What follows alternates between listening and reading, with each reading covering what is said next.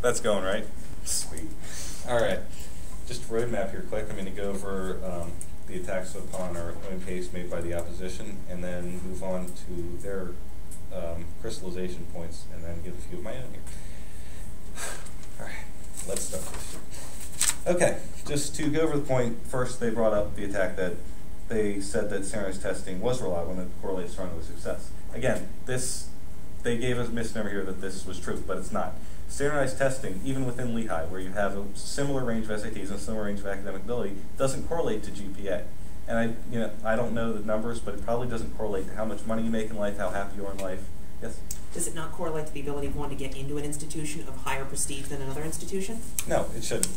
The standardized test, it's deterministic. You determine the course of your life based on one test taken when you're 17 or 18. This shouldn't be the way it goes. And this is, again, brings up our point on discrimination, that people who don't have money are discriminated against, and it starts right when they're 18. You should at least give these people time to move on. And, I mean, you get judged from a very early age, and this is not what you want. And again, moving on to discrimination, they attacked and said that the tests are designed to avoid discrimination. But again, this is something where studies show that the tests do show discrimination. The tests, again, sure, standard deviation, they show, how well you do based on everyone else. But again, I mean, there are people who guess well. There are people who don't have the money to prepare. And I don't care what the opposition says, there's still the fact that you can buy your way to a good SAT score. And you see this all the time. There are plenty of examples, and that's the way it is. And one of the main things that the government says, or the opposition says, that all of this is unavoidable, and that you can't get rid of this bias from the system.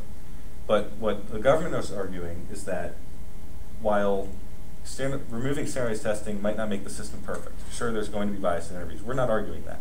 But we are arguing that there will be less bias in an interview and actually meeting someone, but also then judging them based upon what they've actually achieved in life. That's something that the opposition didn't really attack. We said, sure, an interview, but also based upon what someone has actually done, like a resume. I mean, that's something that's already been judged and still is judged. But we believe that more emphasis should be focused on that, and that SAT scores should be taken off to remove bias. So that moves on to our third point. Now, just to go over here to some of the main points that the opposition made. I'd first like to address the notion that the leader of the opposition brought up that numbers don't lie. And what I will say to this is that the SAT score is more than just a number. While it ends up being a number, it's based upon the test that you took, which is not a number. Inside those numbers are the assumptions that you made to get those numbers. Sure, if you assume that everyone knew exactly what they were thinking when they took that, you'll get maybe an accurate number. But there are some times when students, I have no idea, I'm going to fill in B, and that's right. There are some students who fill in, oh, I don't know, that's B, and they get that wrong. And aside from that, there are plenty of other bias. I mean, how easy a test, certain students will know more on a certain test than another test. I mean, behind these numbers, there are a lot of assumptions that the opposition takes to be true, but they aren't true, and that causes a lot of, again, unreliableness in determining how apt a student can be.